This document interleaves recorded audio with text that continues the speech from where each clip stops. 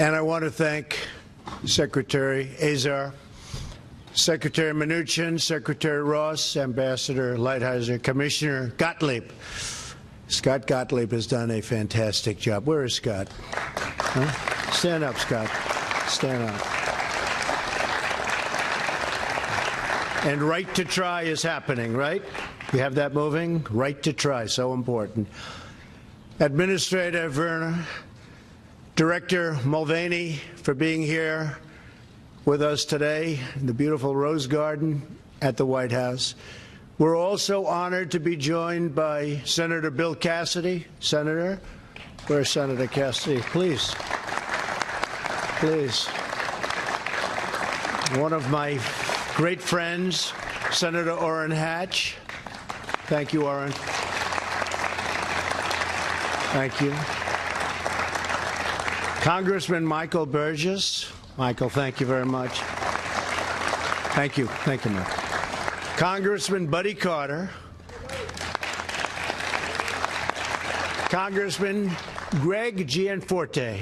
Hi, Greg. And numerous state officials from all over the country. Today, my administration is launching the most sweeping action in history to lower the price of prescription drugs for the American people.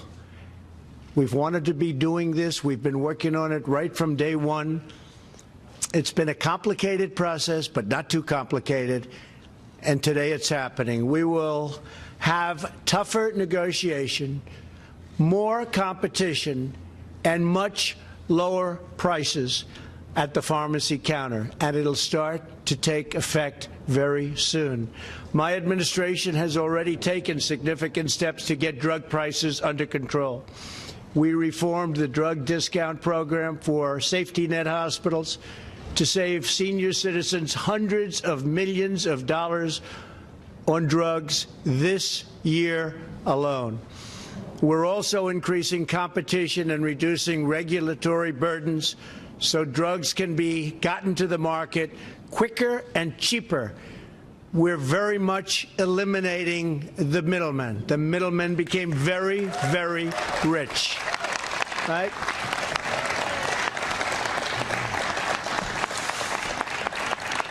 Whoever those middlemen were, and a lot of people never even figured it out, they're rich. They won't be so rich anymore. Last year, the FDA approved more than 1,000 low-cost generics, the most in history, which has already saved the American people nearly $9 billion. Thank you, Scott. Next, we're going to take on one of the biggest obstacles to affordable medicine, the tangled web of special interests. Not too many are sitting here today, but they used to be here all the time. The drug lobby is making an absolute fortune at the expense of American consumers. No industry spends more money on lobbying than the pharmaceutical health products industry. Last year, these companies spent nearly $280 million on lobbyists. That's more than tobacco, oil, and defense contractors combined. Health insurance companies and other providers spent another $200 million to protect the status quo and to keep prices artificially high. And they've been very successful doing it for many, many years. Everyone involved in the broken system, the drug makers, insurance companies, distributors, pharmacy benefit managers, and many others contribute to the problem. Government has also been part of the problem because previous leaders turned a blind eye to this incredible abuse. But under this administration, we are putting American patients first.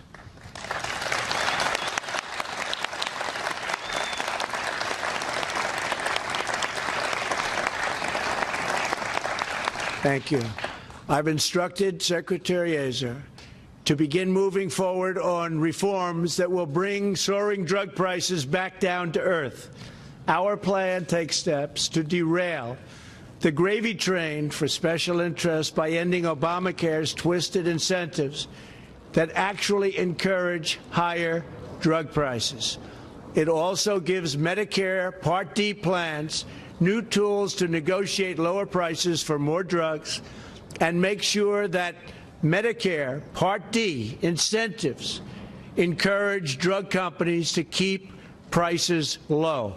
There's a big incentive to do that. We are not going to reward companies that constantly raise prices, which in the past has been most companies. Frankly, Alex used to run one of them, so nobody knows the system better than Alex. That's what we needed. And a very successful one. Our plan will end the dishonest double dealing that allows the middleman to pocket rebates and discounts that should be passed on to consumers and patients. Our plan bans the pharmacist gag rule, which punishes pharmacists for telling patients how to save money. This is a total ripoff, and we are ending it. We are getting tough on the drug makers that exploit our patent laws to choke out competition. Our patent system will reward innovation, but it will not be used as a shield to protect unfair monopolies. The FDA will also speed up the approval process for over-the-counter medicines so that patients can get more medicines without prescription. Finally, as we demand fairness for American patients at home, we will also demand fairness overseas.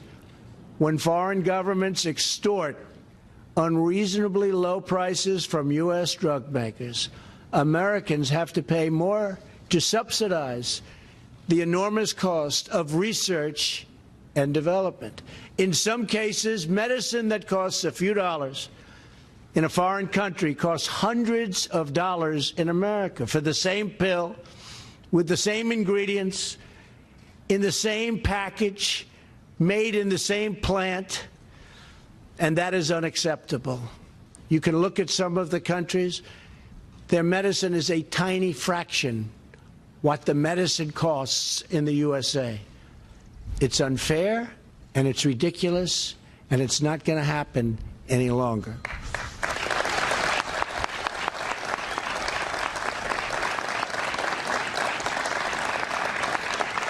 It's time to end the global freeloading once and for all. I have directed U.S. Trade Representative Bob Lighthizer to make fixing this injustice a top priority with every trading partner. And we have great power over the trading partners. You're seeing that already. America will not be cheated any longer, and especially will not be cheated by foreign countries. The American people deserve a health care system that takes care of them, not one that taxes and takes advantage of our patients and our consumers and our citizens. These reforms are just the beginning.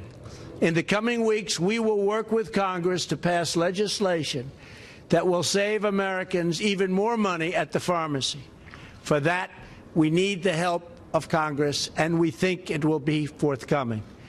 We will work every day to ensure all Americans have access to the quality, affordable medication they need and they deserve.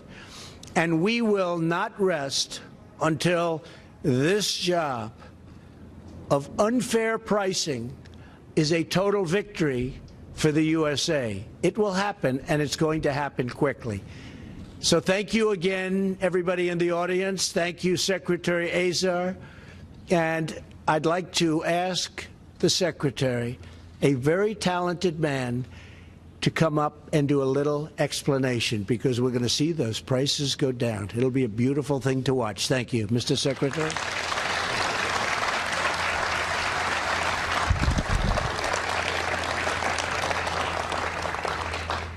Well, thank you very much, Mr. President, for that powerful call to action and for your leadership on this issue. I can tell you I interact with the President about every 3 days by phone or in person, and there has not been one discussion with the President in any circumstance where drug pricing and bringing down drug prices has not been the first and last thing that he has mentioned to me. You have made it clear how important it is to bring down health care costs for the American people and get better deals on drug pricing in particular. That's why you've made history today, by laying out the most comprehensive action plan for drug affordability of any president in our history. The problem of high prescription drug costs is something that's been talked about in Washington for a long time. But that's all it's been. Talk, talk, talk. We're privileged to have a president finally taking action by laying out a blueprint for solving these problems using private sector competition and private sector negotiation. We're not going to propose cheap political gimmicks. The President's blueprint is a sophisticated approach to reforming and improving this unbelievably complex system. Everybody at HHS is rolling up their sleeves to get to work on this. Let me just give a couple of examples. Think about all the time that everybody spends watching drug company ads on TV and how much information companies are required to put in them. If we want to have a real market for drugs, why not have them disclose their prices in the ads too?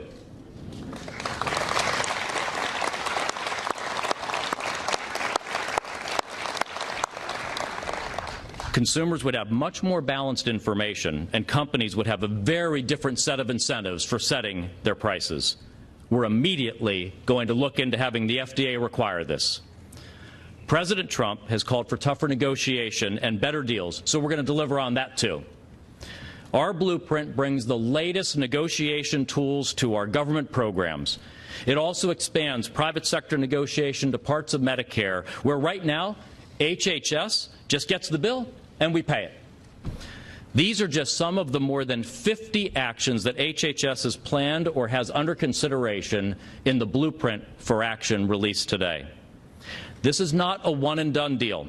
It is a comprehensive process, and as the President said, it will take time to reorder an entire complex multi-billion-dollar system of our economy.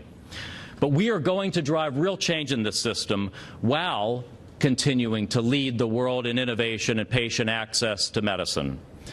So thank you again, Mr. President, for your vision, your leadership. We're eager to get to work. With real competition and with the right incentives, your blueprint is going to finally put American patients first.